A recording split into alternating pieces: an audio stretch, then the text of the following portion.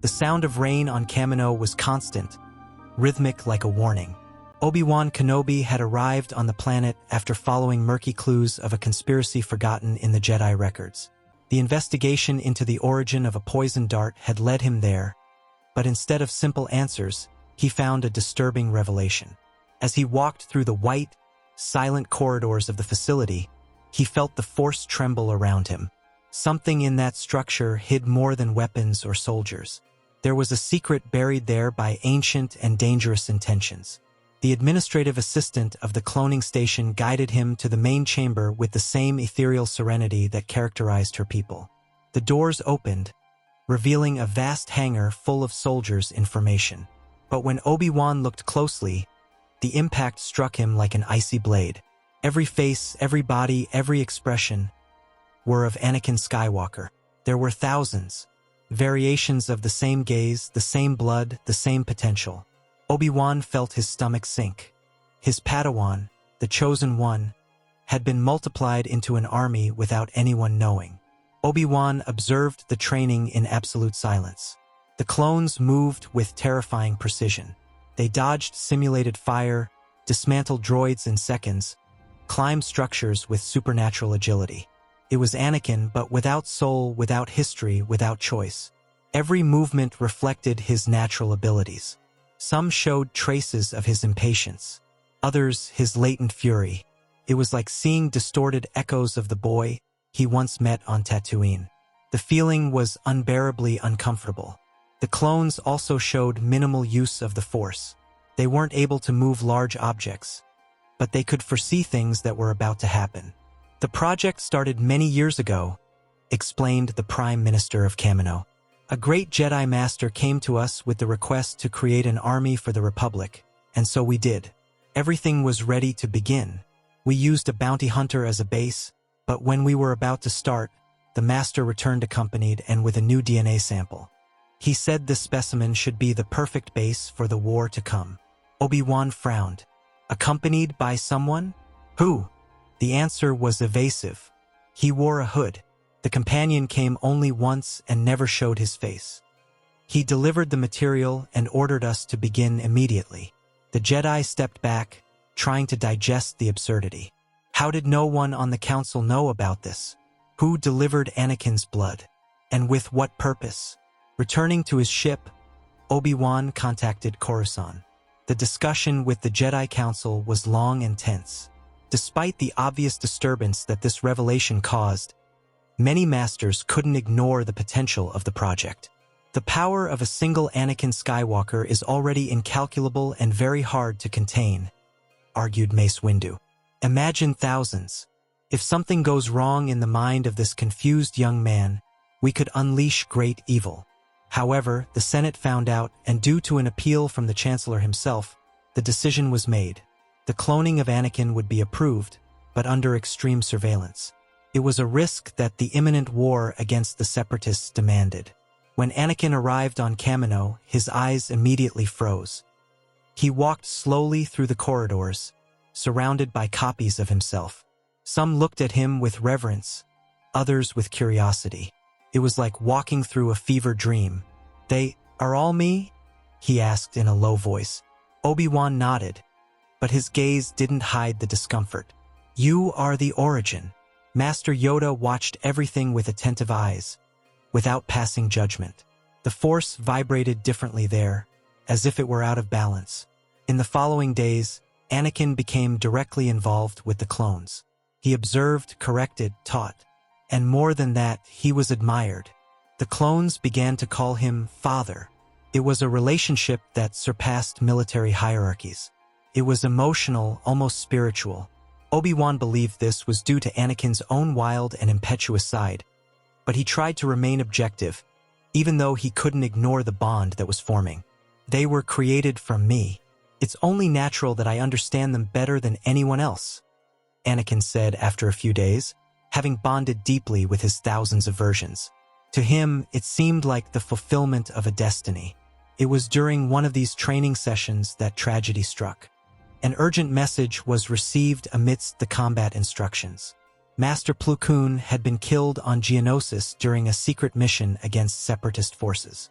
He had replaced Obi-Wan on that mission and was ambushed by battle droids and a hooded figure with a red saber, a former Jedi now known by a new name, Darth Tyrannus.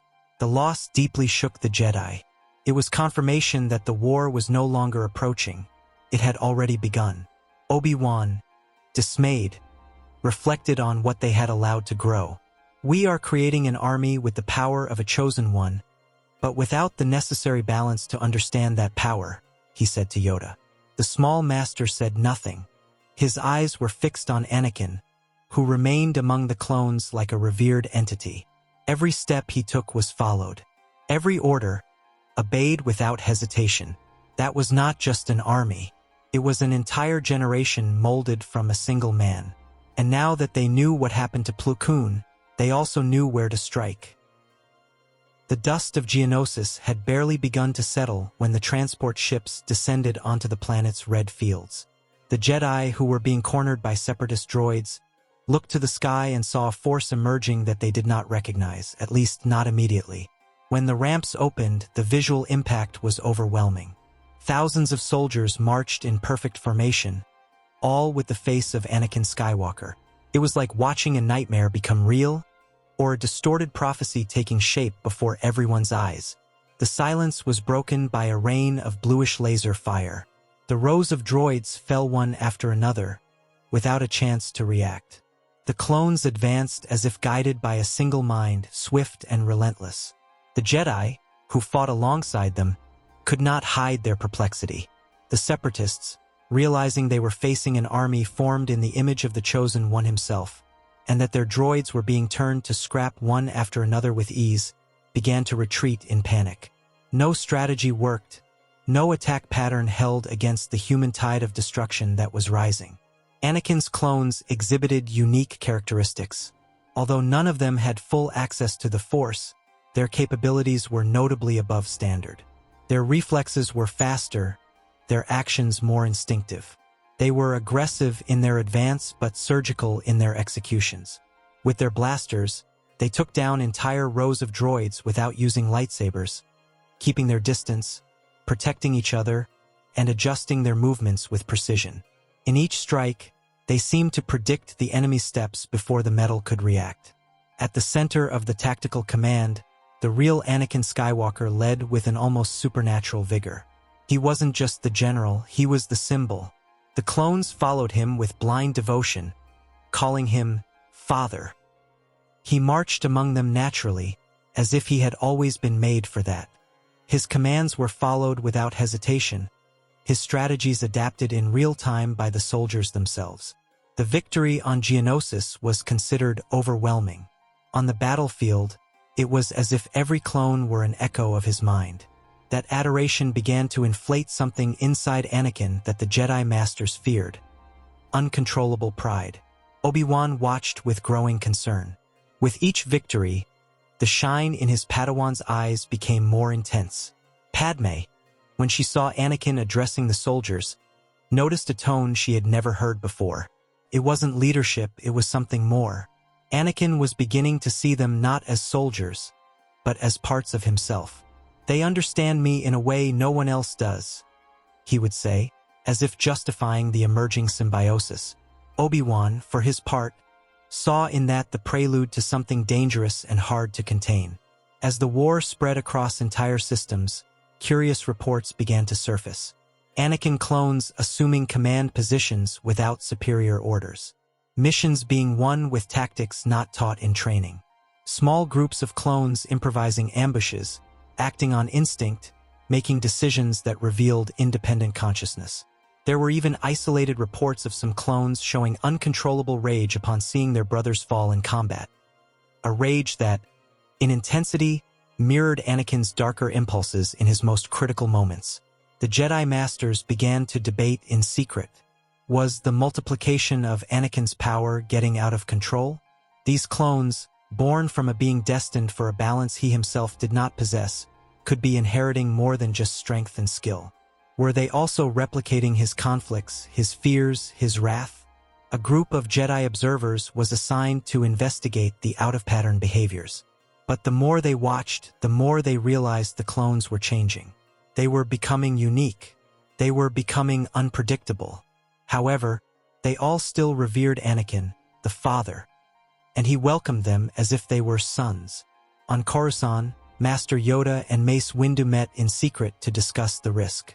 "We have created something we do not understand," said Mace, his expression tight, and continued, "They are not common soldiers. They are seeds of something new, and perhaps dangerous." Yoda remained silent for long moments before replying, "From the Chosen One, mirrors they are. If broken, many shards will wound."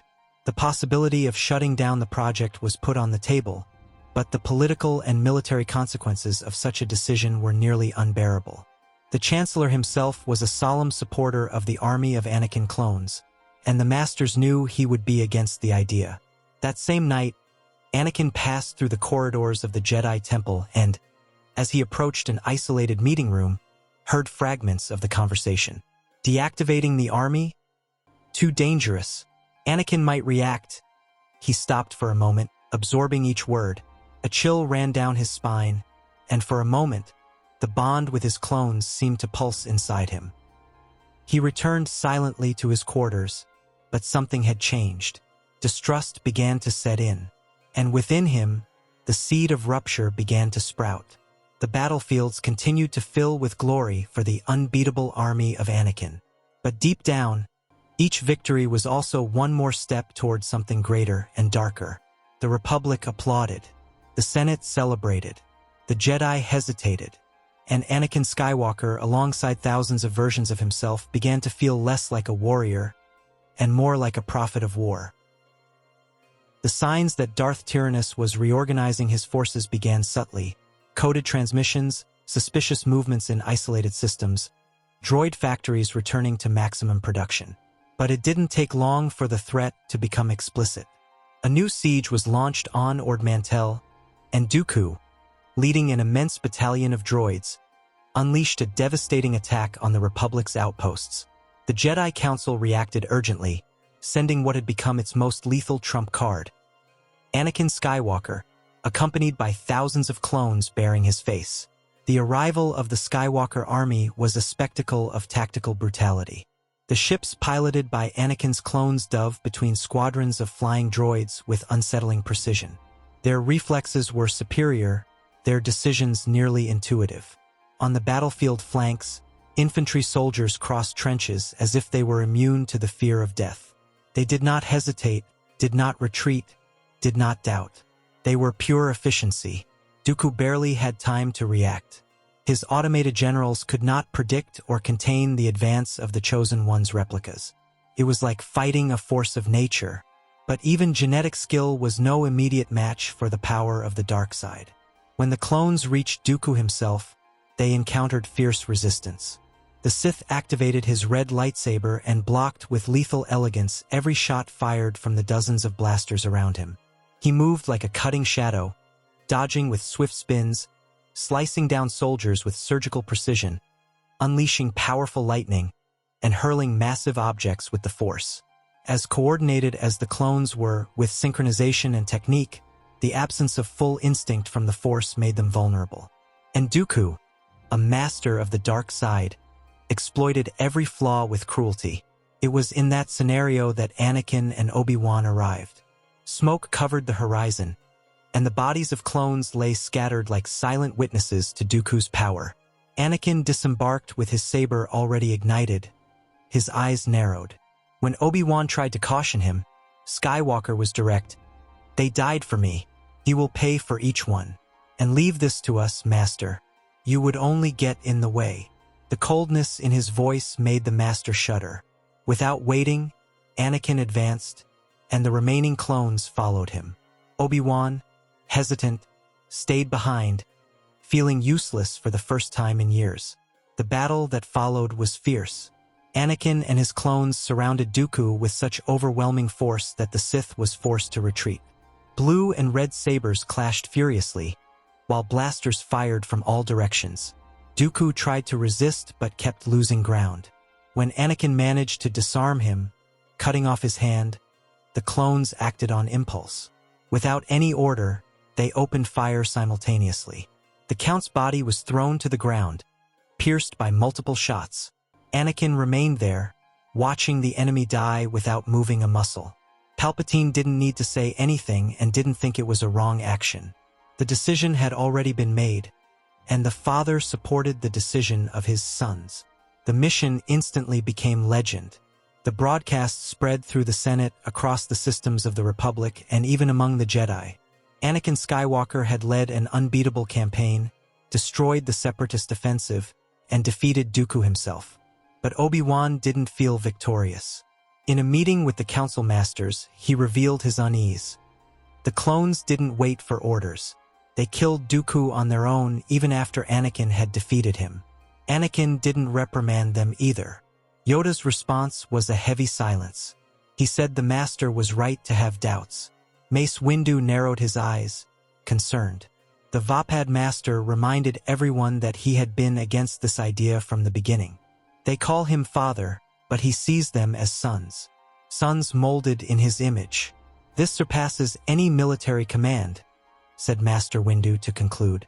When he suggested that perhaps the bond was compromising Anakin's emotional balance, Skywalker burst into the meeting. "Do not speak of my sons as if they were abominations, Master." His voice cut through the air like lightning. The atmosphere turned tense. It was then that Obi-Wan saw, for the first time, a glimpse of a look that could be feared. Anakin's presence in council discussions became more frequent and more tense. He demanded reports, strategies, presence in council decisions, and this caused many disagreements between him and the ruling masters. The Jedi Order, which had always been built on hierarchy and detachment, was now clashing with a new type of influence. The clones, with their identical faces to Anakin's, were everywhere, becoming essential to the Republic's victory. The masters began to ask themselves in whispers, "What if it's already too late? What if he is already beyond our reach?" Someone who liked hearing about these reports was the Chancellor. Whenever he could meet with Skywalker, he made sure to say he supported what the boy was doing leading the clones and that, if it were up to him, Anakin's powers would increase even more. But distrust, unfortunately, spread like a silent poison. Some masters requested that the Skywalker legions be reassigned under different Jedi generals. Others suggested creating new protocols for army control. But no measure seemed practical without triggering a political crisis, an explosion of rage from Anakin, or a civil war. Anakin, for his part, became more isolated and unpredictable. He no longer listened to warnings, no longer accepted advice. His clones obeyed without hesitation, and anyone who doubted his leadership was viewed as an enemy of the cause. In his chambers, Palpatine felt the moment approaching. In increasingly private conversations, amidst shadows cast by the Chancellor's office, he was molding Anakin's spirit with sweet and poisonous words, or at least, that's what he believed he was doing. "They never trusted you, my young one," he said in a low voice, "and now they want to control your children, clones who never asked to be born, but were born because of you, and they want to kill them." Anakin's face hardened with every word. Palpatine knew that the bond between Anakin and the clones was more than military, it was emotional, and that was the path his manipulation needed to follow. In the following weeks, the Jedi Council began to redistribute some of Anakin's cloned legions to different generals. The justification was strategic, but to Anakin it felt like betrayal. "Separate father and sons?" he asked the masters, not hiding his anger. He saw in every movement of the council a plot to remove him from the center of the war.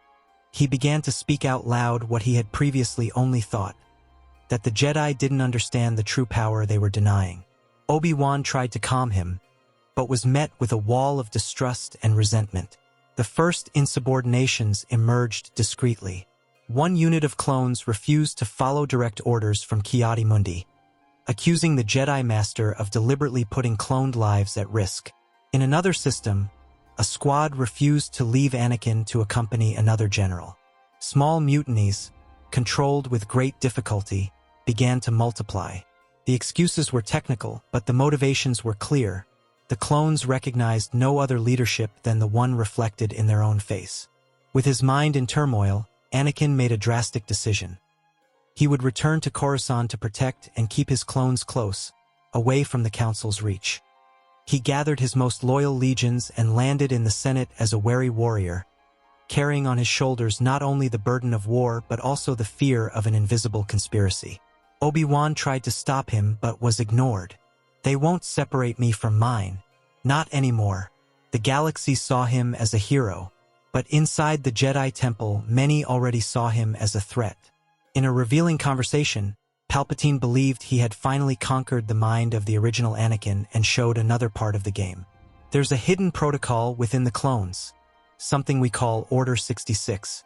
If activated, it will cause all of them to eliminate any Jedi on sight. Anakin turned pale. "You created that?" Palpatine smiled, satisfied. "No, it was built by others long ago. But what matters, Anakin, is that they would do it for you. Out of love. Out of loyalty. All it takes is your word." The Jedi's silence was long and heavy with dread. Palpatine didn't wait for a direct answer.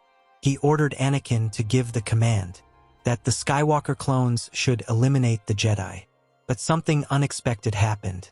Anakin stepped back. "No, I didn't want this." The clones' loyalty was to him, but he still had limits. "They trust me. They're not monsters. And although the Jedi Council was wrong about me, I don't believe they deserve to vanish like this." The Chancellor rose, furious. "You dare deny your destiny? I gave you everything. They are your sons, and I am the only one who accepted them. If not for me, they would never have existed." Anakin stepped back. The rupture was inevitable. It was at that moment that the truth surfaced like an open wound. Anakin declared that he would no longer follow Palpatine. He said he would no longer follow anyone blindly. He said his clones would fight to protect, not to murder. In response, Palpatine revealed his dark nature in chilling words. "Then we will have war, Skywalker." There were no more masks, no more councils, only two men with different visions of power, loyalty, and destiny.